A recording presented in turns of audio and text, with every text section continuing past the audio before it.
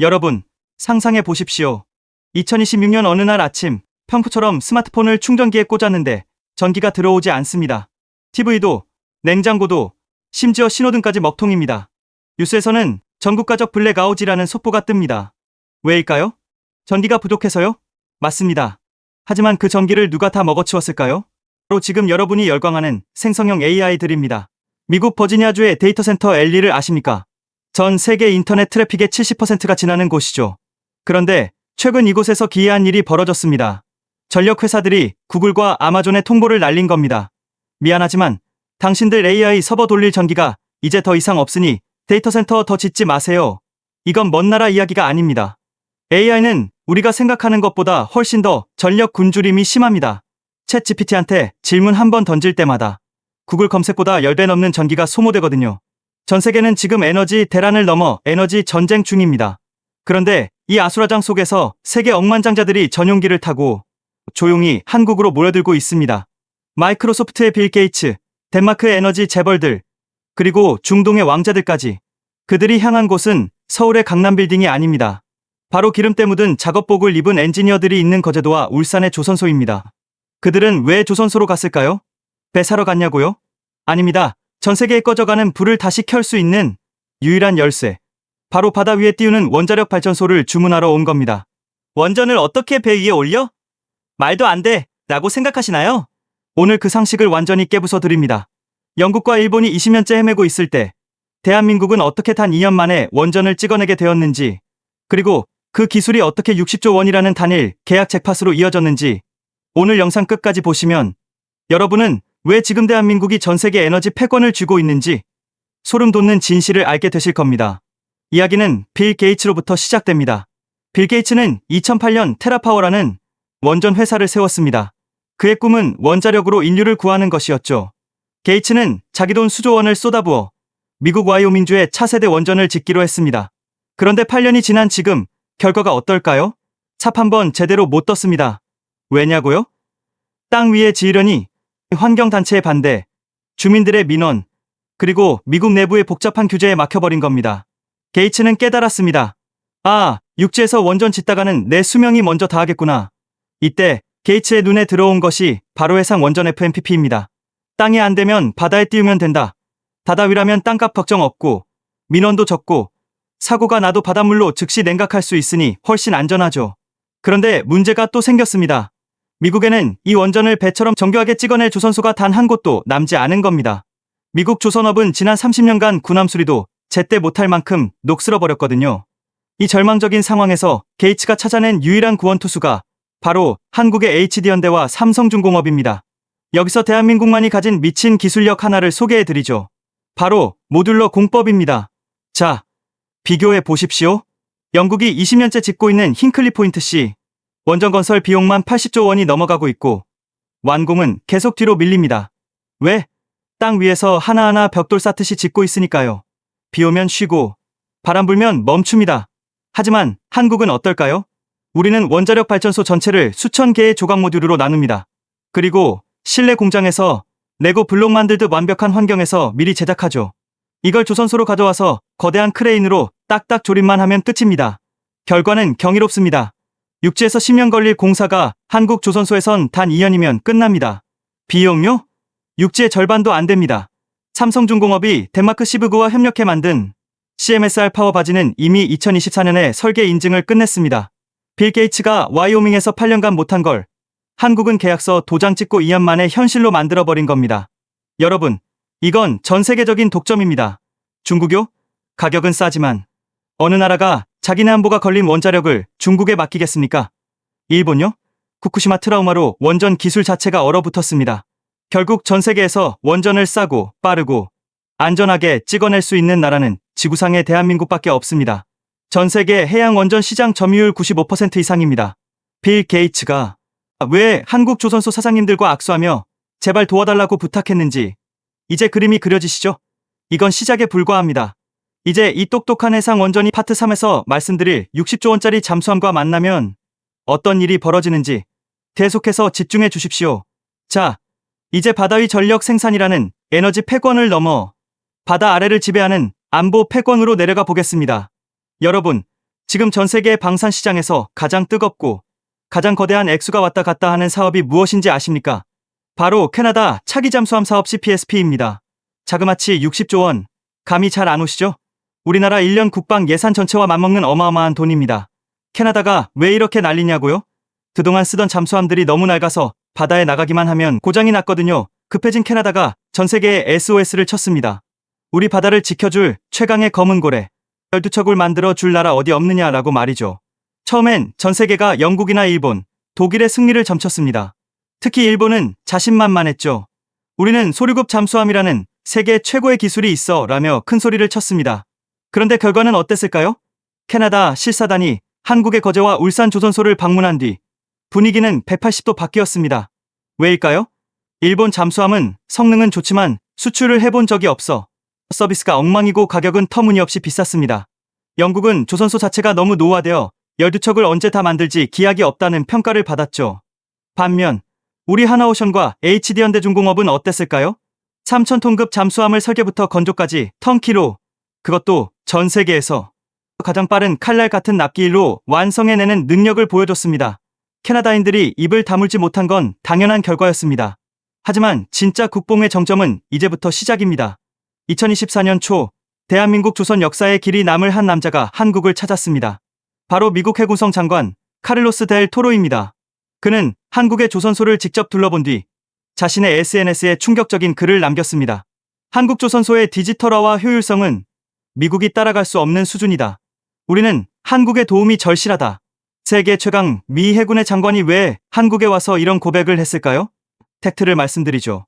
현재 미국 조선업은 완전히 무너졌습니다. 군함을 수리할 조선소가 부족해서 미 해군 구축함들이 수리를 받기 위해 1년 넘게 항구에서 대기하는 처참한 상황입니다. 중국 해군력은 날로 커지는데 우리 배는 고칠 곳이 없다. 미 해군의 비명이 들리시나요? 결국 미국은 자존심을 꺾고 한국에 손을 내밀었습니다. 연간 20조 원 규모의 미 해군 함정 정비 시장, 이른바 MRO 시장을 한국에 개방한 겁니다. 이게 왜 대단하냐고요? 미 해군 함정은 그 나라의 최고 국가 기밀입니다. 그걸 남의 나라에 맡긴다? 이건 단순한 비즈니스가 아닙니다. 한국의 기술력이 아니면 미 해군은 멈춘다는 사실을 미국 정부가 공식 인정한 겁니다. 이미 하나오션과 HD현대는 미 해군과 함정 정비 협약 MSRA를 체결하고 본격적인 수주전에 돌입했습니다. 이제 곧 거제와 울산 앞바다에 성조기를 탄 미국의 거대한 구축함들이 줄을 지어 들어와 한국 기술자들에게 수수를 받는 장면을 보게 될 겁니다. 여러분, 상상해 보십시오. 전 세계 바다를 호령하는 미국의 심장이 대한민국의 손끝에서 다시 뛰게 되는 그 장면을 말입니다. 이건 단순히 돈을 버는 수준이 아니라 한국이 미국의 해상 병기창이자 전 세계 안보의 핵심 엔진으로 우뚝 섰다는 증거입니다. 60조 원의 잭팟을 넘어 전 세계 바다의 질서를 한국이 재편하고 있는 이 짜릿한 현실. 여러분은 지금 그 역사의 목격자가 되고 계십니다. 자, 이제 여러분은 이런 의문이 드실 겁니다. 아니, 중국은 인건비도 싸고 국가에서 100조 원 넘게 밀어준다는데 어떻게 우리가 계속 이겨? 혹은 일본은 한때 세계 1위였는데 정말 기술이 다 죽었어? 라는 의심 말이죠. 여러분, 조선업은 설계도 한 장 있다고 뚝딱 배를 만드는 가구 조립이 아닙니다. 파트 1에서 말씀드린 지구의 전원을 켜는 기술이나 파트 3에서 본 60조 잠수함이 가능하려면 경쟁국들이 절대로 넘을 수 없는 세 가지 통곡의 벽을 넘어야 합니다. 첫 번째는 바로 LNG선의 심장, 화물창 기술입니다. 천연가스를 배에 실으려면 영하 163도로 꽁꽁 얼려야 합니다. 조금만 온도가 올라가도 가스가 팽창해서 배가 터져버리죠. 1mm의 오차도 허용하지 않는 이 화물창 용접 기술은 전 세계 선주들이 신의 영역이라 부릅니다. 이건 비유하자면 머리카락보다 얇은 바늘구멍 하나 없이 축구장 3개 면적을 용접하는 수준입니다. 중국이 이걸 흉내내다가 배를 폐선시킨 이유가 여기 있죠. 여기서 중국의 뼈아픈 실책을 하나 보시죠. 2018년 중국이 자존심을 걸고 만든 LNG선 글래드스턴호. 호주에서 야심차게 출발했지만 운항 딱 2달 만에 엔진이 멈추고 화물창이 얼어붙어 바다 위에서 유령선이 됐습니다. 결국 폐선됐죠. 이 소식을 들은 우리 엔지니어들은 웃었을까요? 아니요. 가슴을 쓸어내렸습니다. 우리도 사실 수십 년간 프랑스의 GTT사에 척당 100억 원이 넘는 로열티를 갖다 바치며 그 서름을 견뎌왔거든요. 이 돈이면 우리 애들 장학금을 얼마나 줄 수 있는데 라며 밤을 새운 우리 엔지니어들. 그들이 피눈물을 흘리며 독자적으로 개발한 KC2 화물창 기술은 이제 프랑스를 넘어 세계 표준을 넘보고 있습니다. 중국이 흉내낼 때 우리는 이미 완전한 기술 독립의 성벽을 쌓아버린 겁니다. 두 번째 초격차는 바로 자율운항입니다. 여러분, 배는 자동차보다 수천 배 어렵습니다. 수만 톤의 무게 때문에 브레이크를 밟아도 수킬로미터를 더 가고 파도와 바람이라는 변수가 24시간 몰아칩니다. 여기서 HD현대의 아비커스가 전 세계를 경악시켰습니다.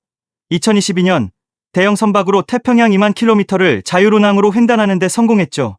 테슬라가 도로 위에서 고군분투할 때 대한민국은 이미 태평양을 무인으로 정복한 겁니다. 경쟁국 일본은 어땠을까요? 일본은 과거의 영광에 취해 아날로그 방식만 고집하다 이 디지털 파도를 완전히 놓쳤습니다.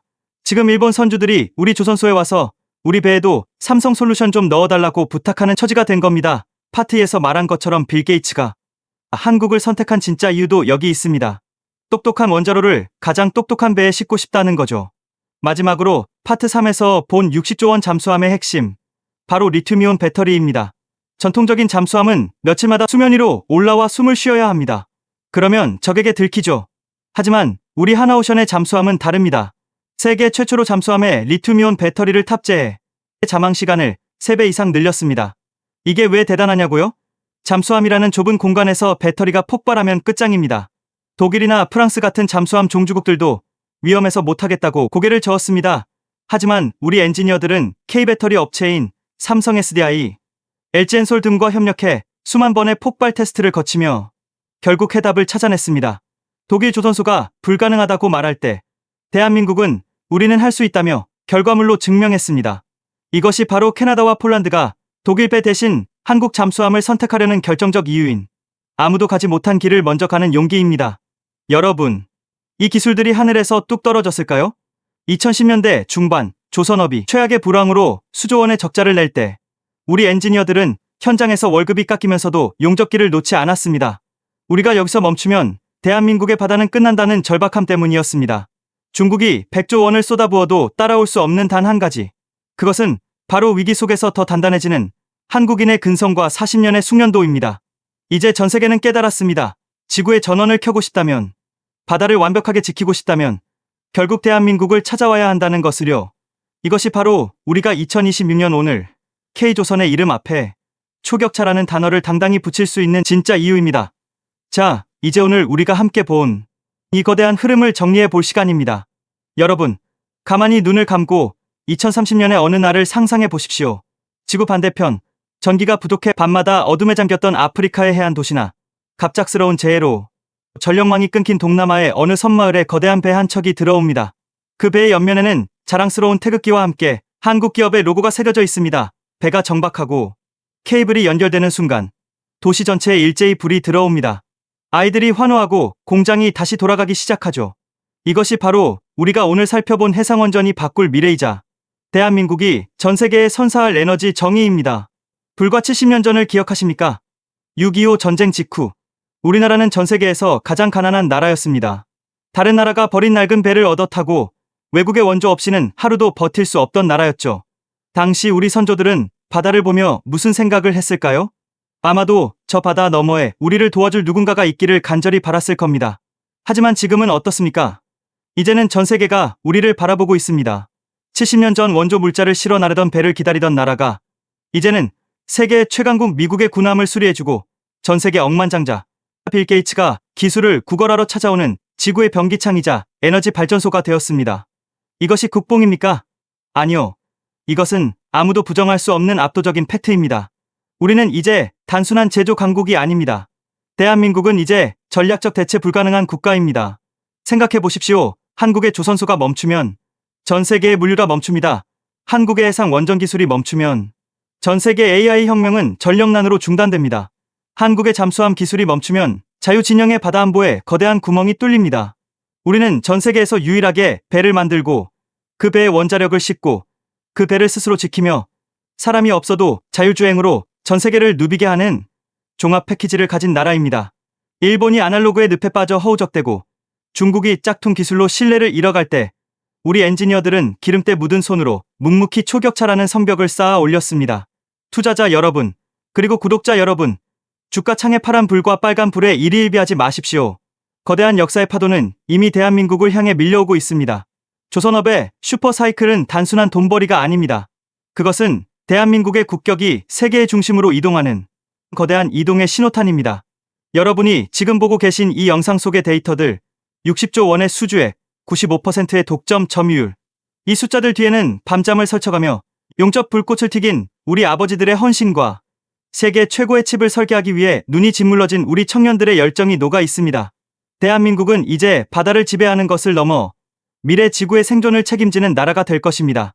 2030년 5대양 6대주 어디를 가더라도 우리 기술이 세상을 밝히는 그날을 자부심을 가지고 기다려 주십시오. 우리는 충분히 그럴 자격이 있는 국민입니다. 오늘 긴 시간 동안 대한민국의 미래를 함께 그려주셔서 감사합니다. 여러분의 응원과 관심이 우리 기업들을 세계 최고의 자리에 머물게 하는 가장 강력한 연료입니다. 대한민국 경제의 심장, K조선의 거침없는 항해를 앞으로도 저희 채널이 끝까지 함께하겠습니다. 영상이 가슴을 뛰게 했다면 구독과 좋아요로 대한민국의 미래를 응원해 주십시오. 저는 더 뜨겁고 확실한 소식으로 다시 돌아오겠습니다. 시청해 주셔서 감사합니다. 대한민국 파이팅입니다.